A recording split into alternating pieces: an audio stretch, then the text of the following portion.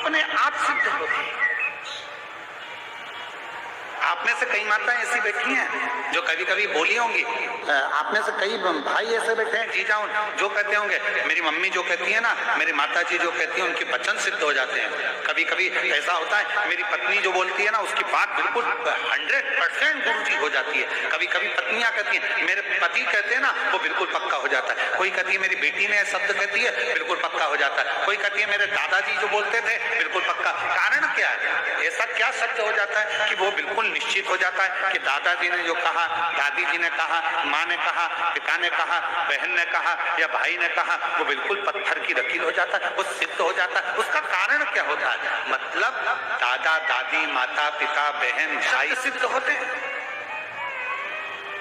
आप लोगों के भी आसपास में आप लोगों ने देखा होगा किसी किसी के शरीर में एकदम कोई पवन आ जाता है तो लोग कहते हैं हमारे पास में एक गांव है, वहां पर एक माताजी आती है उनके शरीर में और माताजी जो बोलती है वो हो जाता है। फिर कोई कहता है कि हमारे गांव में एक व्यक्ति ऐसा उसके मुंह से शब्द निकलता वो ठीक हो जाता है। लोग वहां जाते हैं, नारियल चढ़ाते हैं, चना चिरौंजी चढ़ाते हैं, अगरबत्ती लेकर जाते हैं, प्रणाम करते हैं कि कुछ बताएंगे। वो शब्द उसने जो भजन करा, उसने जो भक्ति करी, उसने जो स्मरण करा, उसके कारण उसकी वाणी सिद्ध हो गई। पर कब तक सिद्ध है?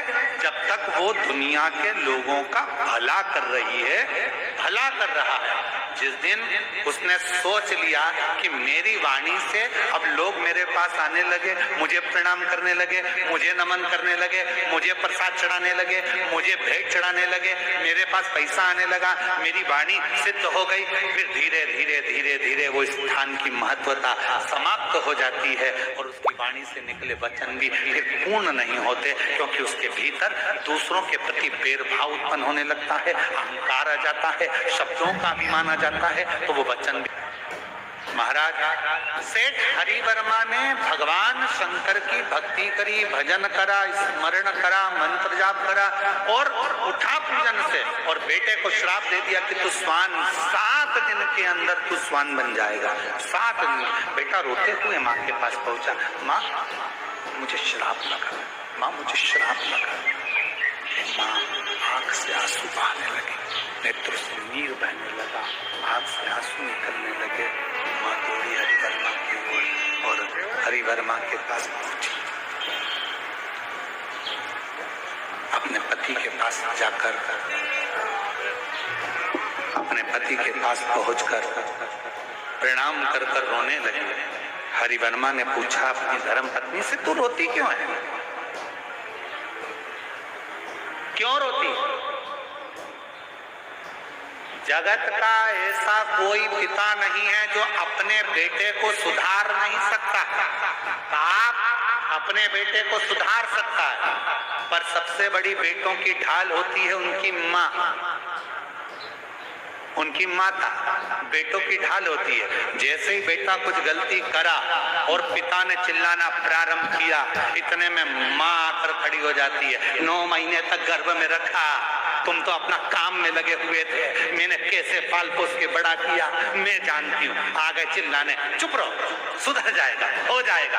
बस ये सोचते सोचते सोचते सोचते सोचते सोचते बेटा एक दिन गलत काम करने लगता है, मदिरा पान करने लगता है, वेश्यावृत्ति करने लगता है, जुआ खेलने लगता है, गलत गलत जगह पर जाना प्रारंभ कर देता है। क्यों? क्योंकि बेटे को मालूम है मुझे बचाने वाली मेरी माँ है, पर पिता चाहे तो बेटे को सुधार सकता है। इसलिए मेरी माताओं से निवेदन है, मेरी जीजियों से निवेदन है, जब जीजा थोड़ा चिल्लाए,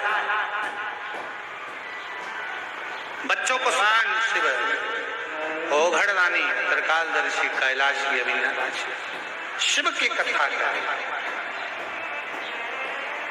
महादेव नमन चरणों में स्वीकार कीजिए, सबका किया है मेरा भी उद्धार कीजिए, उद्धार कीजिए। हे त्रिपुंडधारी, हे त्रिशूलधारी, हे त्रिपुंडधारी, हे भगवान की अविरल भक्ति को धारण करता रहता है, स्मरण करता रहता है, भजन में डूबा रहता है, तो उसकी वाणी सिद्ध होती चली और उसकी वाणी इतनी सिद्ध हो जाती है कि वो जो कह दे। हरिवर्मा, सेठ हरिवर्मा ने अपने बेटे को श्राप दिया तो स्वान बन जा, तो कुत्ता बन स्वान। जैसे ही सुना मां ने, भीतर से मां रोने लगी, मेरा बेटा स्वान बन गया, मेरा बेटा स्वान बन गया। मां रोने दौड़ी हरिवर्मा की ओर। स्वामी, निवेदन है, विनती है, स्वीकार करिए, स्वीकार करिए। स्वामी, मैं अपने बेटे को स्वान बनते हुए नहीं देख सकता, मैं अपने बेटे को स्वान बनते हुए नहीं मैं देख नहीं सकता, कृपा कर, दया कर। हरिवर्मा ने कहा अपनी धर्म पत्नी को, भार्य सुनो, बेटे को श्राप लगा है क्योंकि वो अपशब्द मुझसे बोला और वो भी ऐसे समय पर अपशब्द बोला है जब मैं भगवान की अविरल भक्ति में, भजन में, पूजन में बैठा हूं। मेरी जीजियों, प्रयास करो, जब शंकर के मंदिर में जल चढ़ाने के लिए जाओ या पूजन करने के लिए जाओ या स्मरण करने के लिए जाओ, किसी का दिल ना दुखाओ, किसी को अपशब्द ना कहो, किसी को ताने ना दो, जाओ जाओ। फिर भी तुम यदि आई हो और अपने बेटे को उस योनि से छुड़ाना है तो सुनो, ये स्वान तो बनेगा क्योंकि श्राप लगा है, पर स्वान बनने के बाद यदि कोई शिव भक्त कहीं से भगवान शंकर पर चढ़ा हुआ जल लेकर आ रहा होगा और उसका जल का पात्र का जल इसको प्राप्त हो जाएगा, उसी क्षण ये स्वान की योनि से छूट जाएगा, उसी क्षण स्वान की योनि से मुक्त हो जाएगा। मेरे जीजियों, जीजाओं, बेटियों, बेटाओं, मेरी माता, मेरे बुजुर्ग माता पिता, शिव महापुराण के विद्धेश्वर संहिता में लिखा है, शंकर भगवान पर चढ़ाया गया जल जब हम आचमन करते हैं, पीते हैं, तो कायिक, वाचिक और मानसिक ये तीन पाप हमारे तुरंत समाप्त हो जाते हैं। Introducing a gooey brownie wrapped in rich silk chocolate. Silk brownie. जैसे ही हमने भगवान शंकर पर चढ़ा हुआ, अब कई लोग कह देते हैं शिव पर चढ़ा जल मत पियो, कोई कह देता है शंकर पर चढ़ी बेलपत्र मत खाओ, कोई कह देता है शंकर पर चढ़ा हुआ ये मत पाना। महाराज, शिव महापुराण के शंकर पर चढ़े हुए जल की महत्वता ये देखिए, एक पत्र देखिए। मेरा नाम नेहा तिवारी है, पति श्री त्रिवेणी प्रसाद तिवारी है। संतान की प्राप्ति नहीं हुई, डॉक्टरों को दिखाया, इलाज कराया, फिर भी कोई परिणाम नहीं मिला। आप ही कहते हो गुरुदेव कि पंडाल में बैठकर जो सच्चे दिल से मांगो वो मिलता है। मैंने आपकी पहली कथा और पंडाल में बैठकर बाबा से विनती करी, आपके कथा में सफेद आंकड़े की जड़ का, पशुपतिनाथ व्रत का वर्णन आप करते हैं, जो कि मैंने किया। शिव जी के मंदिर में जाती, शंकर पर चढ़े हुए जल को पीना प्रारंभ कर दिया। गुरुदेव, बाबा ने ऐसी कृपा कर दी, वहां भी पंडाल में बैठकर कथा सुनी और बाबा से विनय करा। बाबा की ऐसी कृपा हो गई गुरुदेव कि बाबा ने करुणा कर कर शिव की कृपा से, बाबा की कृपा से मेरे यहाँ संतान की प्राप्ति हो गई 8 वर्ष के बाद। ये शिव क्यों, ये शंकर क्यों? महाराज,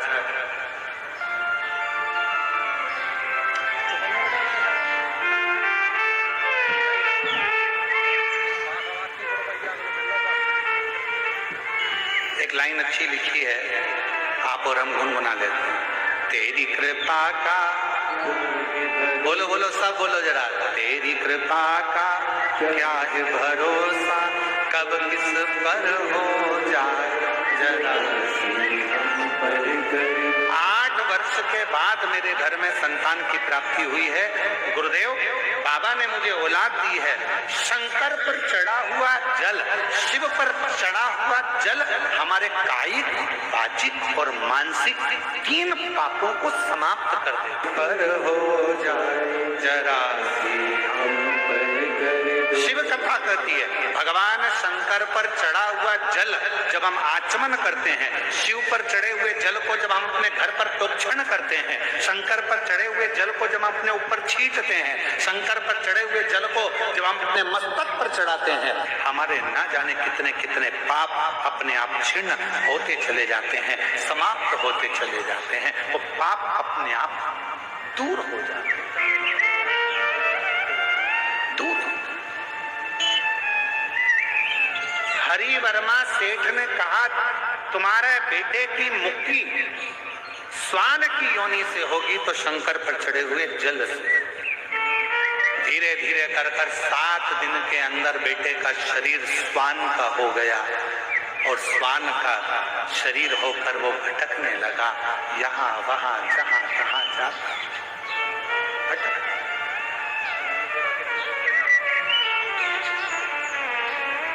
एक वीराने जंगल में पहुंच गए।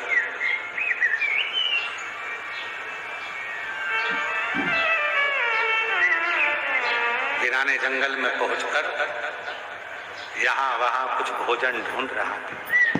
भोजन कहाँ? भोजन की तलाश में, कहीं भोजन कुछ खाने को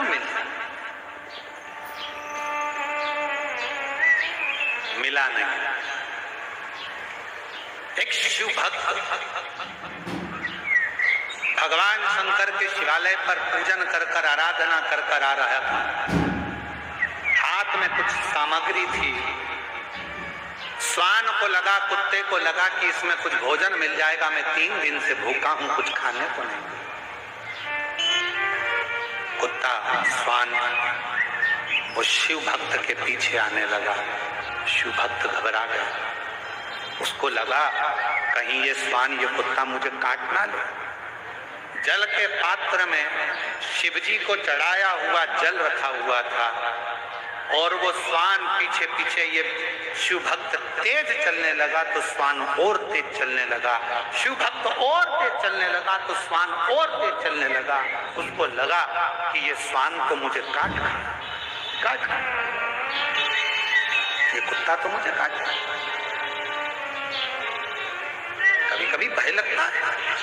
आप कहीं से निकल कर जा रहे हो और मालूम पड़े कोई आपके पीछे कुत्ता पड़ जाए, स्वान पड़ जाए, तो आप लोगों को भय लगता है, हट जा भगाने का प्रयास करते हो। होता है। एक पति पत्नी गार्डन में घूम रहे थे, बगीचे में पति पत्नी घूम रहे थे, इतने में कुत्ता आ गया।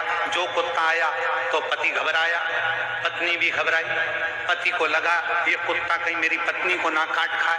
पति ने पत्नी का हाथ जम के पकड़ा, पत्नी को थोड़ा आगे करा, कुत्ता और पीछे आया। जो कुत्ता और आगे आ रहा था, पति और घबरा रहा था। जैसे ही कुत्ते ने सोचा कि अब तो मैं खाऊंगा, इतने में पति ने विचार करा कि ये कुत्ता मेरी पत्नी को काट खाएगा, तो रोटी कौन बनाएगा, बच्चों को स्कूल कौन भेजेगा, टिफिन कौन बनाएगा। जैसे ही लपक के कुत्ता आने लगा, उस व्यक्ति ने सोचा कि कुत्ता मुझे काट खाए पर मेरी पत्नी को ना काटे। जैसे ही कुत्ता पास में आया, उसने अपनी पत्नी को गोदी में उठा लिया। जो पत्नी को गोदी में उठाया, कुत्ता भागा था। कुत्ता भागा। पत्नी नीचे उतरी, उतरते से ही जूड़ा बांध के बोली, तुम्हें अकल मकल नहीं है? दुनिया के लोग कुत्ते को भगाने के लिए पत्थर उठाते, तुमने मुझे उठाया। आप बिना आंखों में आंसू लाए कैसे सारा मजा धो लेते हैं?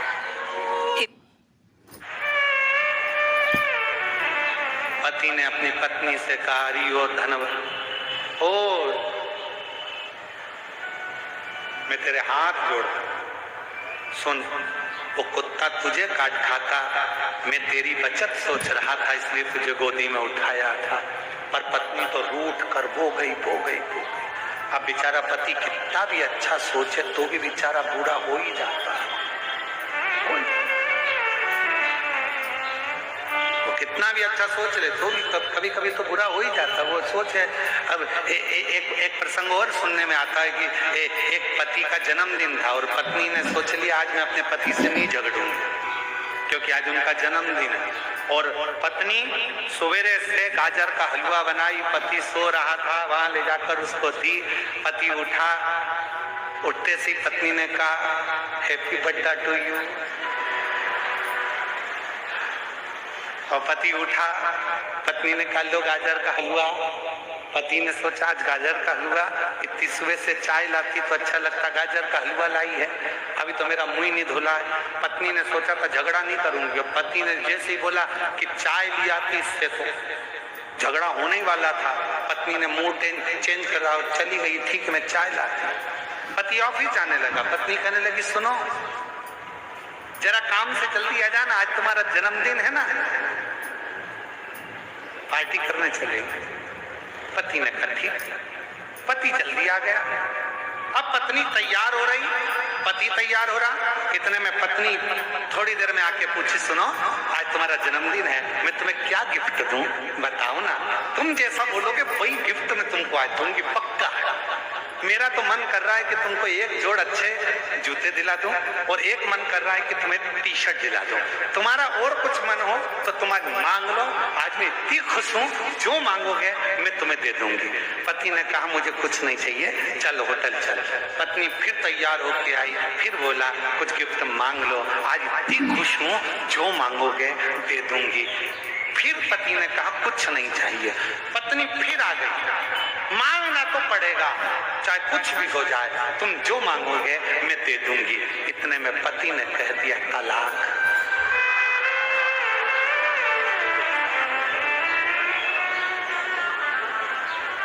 पत्नी गई अंदर बेलन उठाता,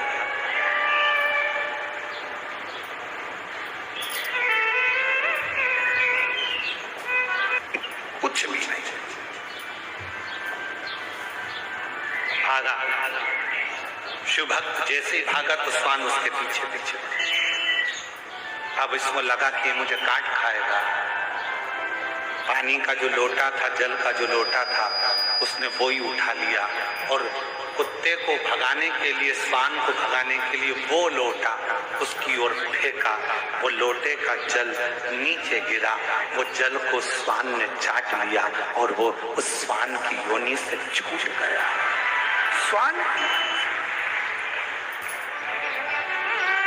जैसे ही स्वान की योनि से वो मुक्त हुआ,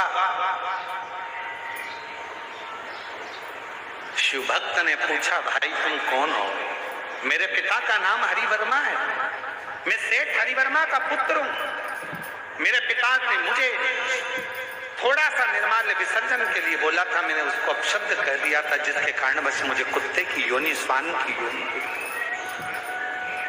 पर शिव पर चढ़े हुए जल से आज मैं मुक्त हूं।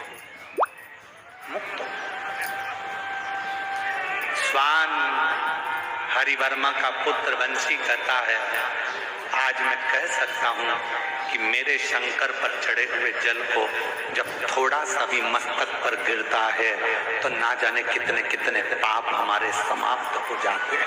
कितने। अच्छा एक बात बताओ जितने बैठे हो, गोली जल्दी असर करती है कि इंजेक्शन जल्दी असर करता है? जम के बोलो जल्दी से, आवाज नहीं आ रही है। इंजेक्शन जल्दी असर करेगा। इंजेक्शन दवाई खाने में ज्यादा कष्ट होता है कि इंजेक्शन में ज्यादा कष्ट होता है?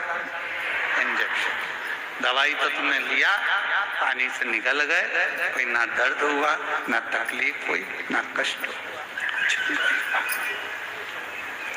पर इंजेक्शन दर्द भी करता है, कष्ट भी देता है, तकलीफ भी देता है। 3 दिन तक हाथ दुखता ही रहता है, 2-3 दिन तक। कभी कभी तो इंजेक्शन इतना असर कर जाता है कि हाथ फुला देता है, सुझा देता है। फिर फ्रिज में से बर्फ निकालो, सिकाई करो, हरी अम्मा हरी अम्मा हरी अम्मा। कभी कभी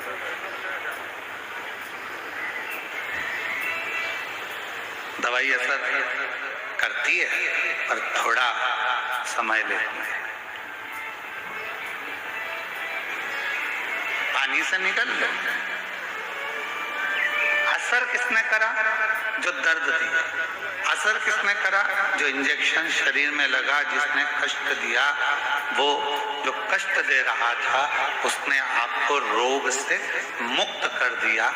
जल्दी ही उसने अपना असर दिखाना प्रारंभ कर दिया। उसी तरह जिसने जिंदगी में संघर्ष रूपी इंजेक्शन को ले रखा है वो एक ना एक दिन अच्छा बनकर रहता है। वो एक ना एक दिन उन्नति की सीढ़ी पर चढ़कर ही रहता है, वो अच्छा बनकर ही रहता है। अब कोई कोई सोचे कि हमको तो कहीं का महाराज ऐसा मिल जाए, कोई महाराज जी ऐसे मिल जाए जो जमीन में गड़ा हुआ हमको धन निकाल कर देते हैं और करना कुछ नहीं पड़े, तो ऐसा कहीं का महाराज हो तो हमको भी बता देना, हम भी चलेंगे तुम्हारे साथ। बिना संघर्ष के कुछ भी प्राप्त नहीं हो सकता।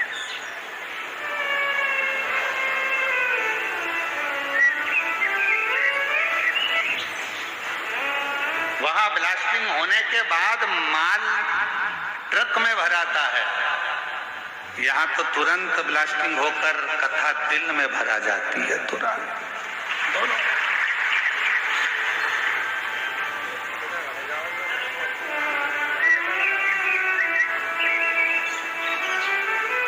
अब आज से तुम भी कह सकते हो हम भी माइंस के मालिक हैं। आज से तुम भी बोल सकते हो कि हम भी माइंस वाले। बस अंतर इतना है कि वो माइंस का मालिक कोई भी हो, पर शिव महापुराण रूपी माइंस के मालिक तो हम ही हैं। अपनी गति से चलना। एक देवराज नामक का ब्राह्मण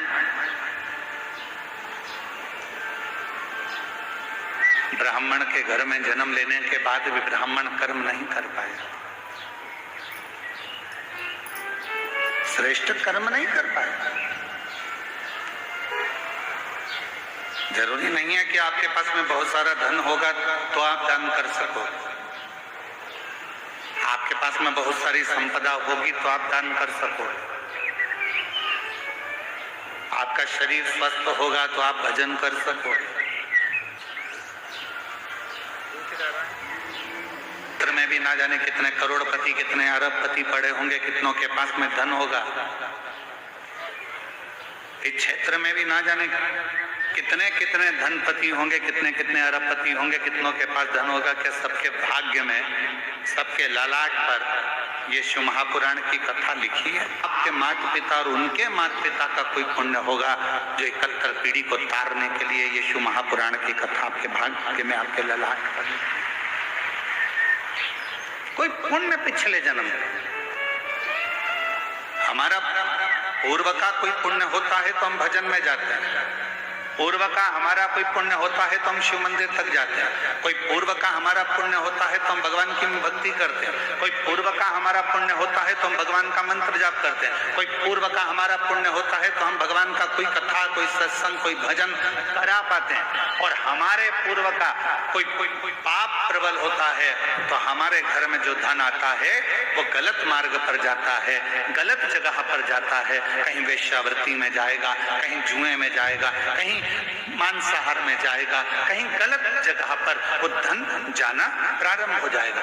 जिस दिन अपने घर में आया हुआ धन शिव महापुराण की कथा में लग जाए, जिस दिन अपने घर में आया हुआ धन कहीं किसी के भूखे के भोजन में लग जाए, जिस दिन हमारे घर में आया धन किसी बच्चे की शिक्षा में लग जाए, जिस दिन हमारे घर में आया धन किसी की चिकित्सा में लग जाए, और किसी को भूखे को भोजन हो जाए, प्यासे को पानी हो जाए, या कहीं मंदिर का निर्माण हो जाए, या कहीं हम शिव महापुराण की कथा करा सकें, तो समझ लेना कि तुम्हारे घर में आया हुआ धन शुद्ध धन है जो परमात्मा ने अपने काम में दिया।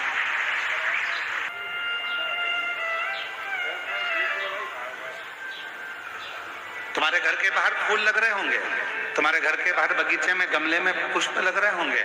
भगवान को कौन सा पुष्प तोड़ कर देते हो? जो फूल खिला हुआ होता है। जिस फूल में सुंदरता होती है, जो फूल बड़ा खिला हुआ होगा, उस फूल को आप तोड़ोगे, भगवान को दे दोगे। जो फूल मुरझाया हुआ है, जिस फूल अच्छा नहीं है, उस फूल को तोड़ा नहीं जाएगा, उस फूल को आप किसी को दोगे नहीं। जो पुष्प अच्छा है, उस पुष्प को तोड़कर आप परमात्मा को दे दोगे। जो पुष्प अच्छा है, आप उसे तोड़कर भगवान को देने का प्रयास करोगे। उसी तरह ये जीवन है, उसी तरह जीवन। परमात्मा ने कहीं कृपा कर कर, भगवान ने कहीं दया कर कर, भगवान ने कहीं करुणा कर कर। यदि अच्छा दिया है, अच्छा ले रहा है, परमात्मा उसको स्वीकार कर रहा है, तो भगवान को धन्यवाद देना कि आज हमारे धन की पहचान हो गई कि भगवान तूने हमें अच्छा धन दिया, तो हमारे बच्चे हमारे कहने पर चल रहे हैं। तूने अच्छा धन दिया तो हमारे बच्चे हमारे कहने पर चल रहे हैं। तूने अच्छा धन दिया तो हम शिव पुराण की कथा करवा सकते हैं। तूने अच्छा धन दिया तो हम कथा के पंडाल में बैठकर शिव महापुराण की कथा का लाभ ले रहे हैं। ये तूने कृपा करी है तो हम बैठे हैं। अगर तू कृपा नहीं करता तो हम कथा के पंडाल में भी बैठकर कथा नहीं सुन सकते, हम कथा श्रवण नहीं कर सकते। यदि हम बैठे हैं कथा के पंडाल में और कथा का रस, तब जाकर कथा के पंडाल में आप पहुंचे और कथा श्रवण कर रहे हो, तो बाबा कृपा करा, हाथ पकड़ा तो कथा के पंडाल में बुलाया। तो जितने भी शिव भक्त इस पवित्र कथा के पंडाल में बैठकर कथा श्रवण कर रहे हैं, समझ लेना आपका पूर्व का कोई भगवान से संबंध होगा, तो भगवान ने हाथ पकड़कर आपको यहाँ बुला लिया। ये उसकी उदार,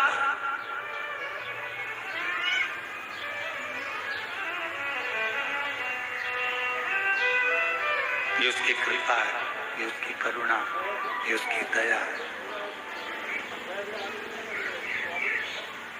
और जब वो कृपा करता है, जब वो दया करता है, जब वो करुणा करता है, जब वो करुणा की दृष्टि करता है, तो जीवन का एक सुख, जीवन का एक आनंद हमारी जिंदगी में अपने आप समाहित होता चले जाता है, अपने आप आता चले जाता है।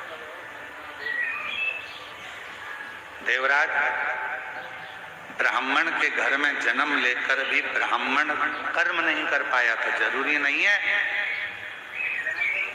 कि ब्राह्मण के घर में जन्म होगा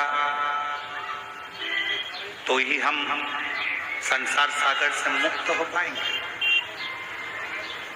जरूरी नहीं कि हम वैश्य के घर में जन्मेंगे तो ही धनपति बन पाएंगे। जरूरी नहीं कि हम क्षत्रिय के घर में जन्मे तो हम वीरता को प्राप्त कर पाएंगे। जरूरी नहीं कि हम शूद्र के घर में जन्मे तो ही सेवा कर पाएंगे। जरूरी नहीं। परमात्मा ने अगर मृत्यु लोक में जन्म दिया है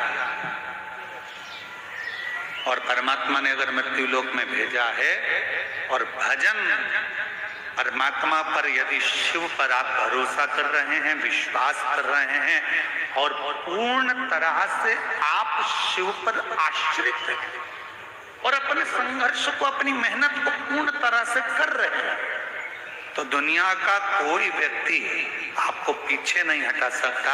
आप उन्नति की सीढ़ी पर चढ़ते ही चले जाएंगे, आगे बढ़ते ही चले। सारी समस्या का हल, जम के बोलो जरा, सारी समस्या का हल श्री शिवाय बोल बम का नारा है। जरूरी नहीं कि हमारा ब्राह्मण होना, हमारा क्षत्रिय होना, हमारा वैश्य होना, हमारा शूद्र होना। शिव महापुराण की कथा कहती है सबसे ज्यादा जरूरी है आपका परमात्मा के प्रति समर्पण होना। कोई भी, चाहे आप ब्राह्मण हो, चाहे आप क्षत्रिय हो, चाहे आप वैश्य हो, चाहे आप शूद्र हो, शिव के प्रति आपका समर्पण, भगवान के प्रति आपका समर्पण, फिर वो किसी भाव से, किसी भी तरह से आपको बना। देखो संत रविदास जी का चरित्र,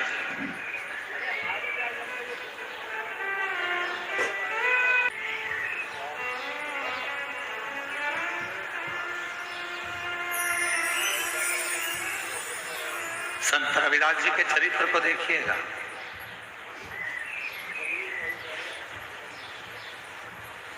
चर्मकार हैं,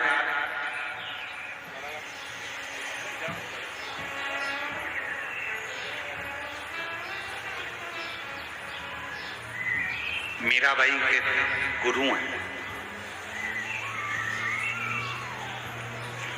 कितनी श्रद्धा, कितना विश्वास संत श्री रविदास जी के हृदय में था।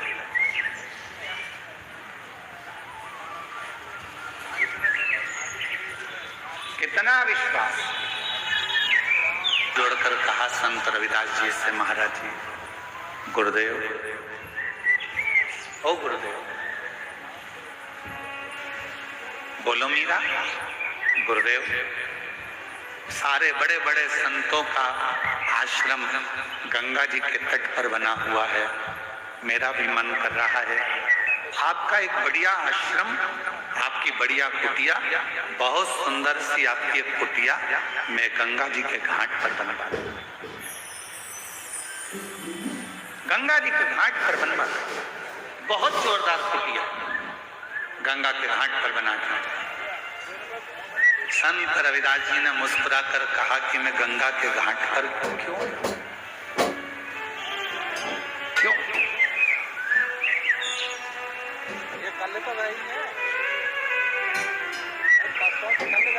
मैं गंगा के घाट पर क्यों जाऊं? गुरुदेव, सारे संत, सारे साधु, बड़े बड़े सन्यासी, मठाधीश, पीठाधीश, महंत, संत सब गंगा जी के घाट पर हैं, तो मेरा भी मन करता है कि आप गंगा के घाट पर एक सुंदर सा आश्रम बनाकर, सुंदर सी कुटिया बनाकर वहां रहें। मैं गंगा के घाट पर क्यों जाऊं? संत रविदास जी ने कहा, मन चंगा तो कठोते में गंगा, मन चंगा तो कठोते में गंगा।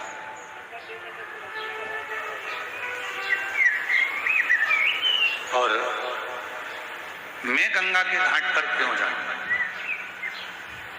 जिस दिन मेरा विश्वास पक्का होगा, जिस दिन मेरा विश्वास पक्का होगा, उस दिन, जिस दिन मेरा विश्वास पक्का होगा, जिस दिन मेरा भरोसा दृढ़ होगा,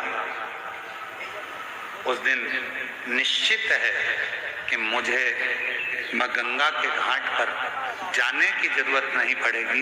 गंगा मैया मेरे आश्रम तक, मेरे घर तक जरूर आए। गाँव में बाबा आएंगे और एक दिन हमारे घर भी बाबा जरूर आएंगे। आपका वो संत रविदास जी वाला चरित्र आज स्मरण में आ गया कि एक ना एक दिन गंगा मैया मेरे घर तक जरूर पहुंचेगी। यही गंगा है। और तुम आना भोले बाबा, तुम आना भोले बाबा मेरे मकान में। बाबा देवाधिदेव महादेव भगवान शिव, ओगड़दानी त्रिकालदर्शी कैलाश विनाशी भगवान शंकर की पवित्र कथा कर रही है, शिव महापुराण की कथा वर्णन कर रही है, शिव कथा कर रही है।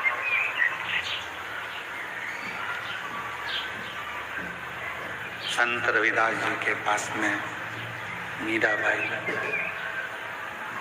हाथ जोड़कर कहती है, बाबा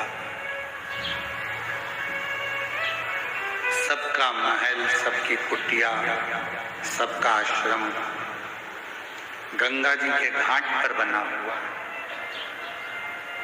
मेरा मन करता है कि बाबा ने मुझे धन दिया है तो मैं भी आपका आश्रम, आपकी कुटिया, आपका एक भवन गंगा के घाट पर बना दूं। मीरा नहीं। विश्वास दृढ़ हो जाता है जिस दिन हमारा भरोसा प्रबल हो जाता है उस दिन परमात्मा खुद चलकर हमारे दरवाजे तक जरूर पहुंचता है। यीशु महापुराण की कथा।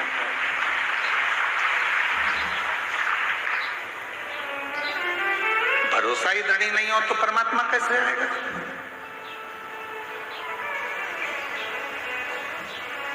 एक बहन जी ने पत्र लिखा, अच्छा है पत्र, अच्छा है।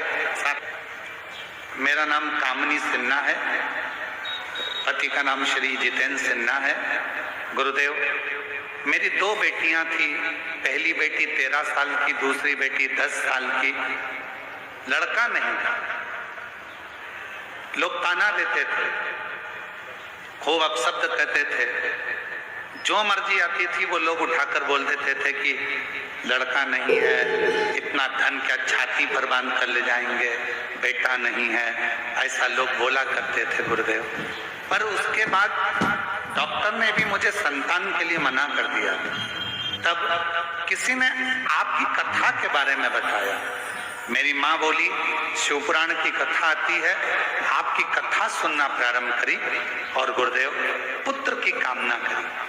एक बार पशुपतिनाथ का व्रत किया, पूरा किया, कोई फर्क नहीं आया।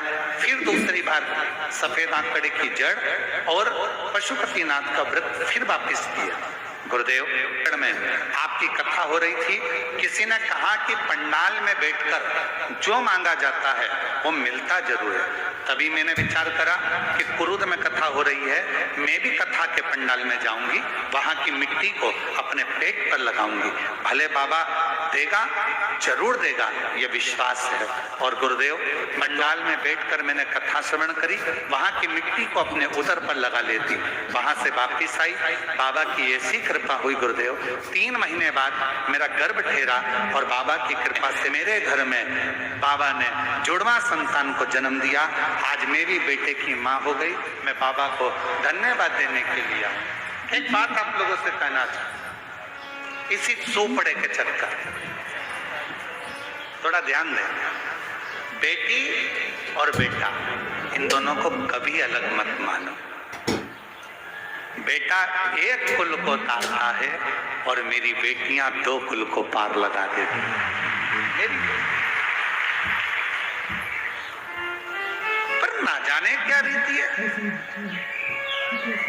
आप खुद भी बेटी हो, पर विवाह होने के बाद में आपके भी मन में बेटे की चाह जाग जाती है।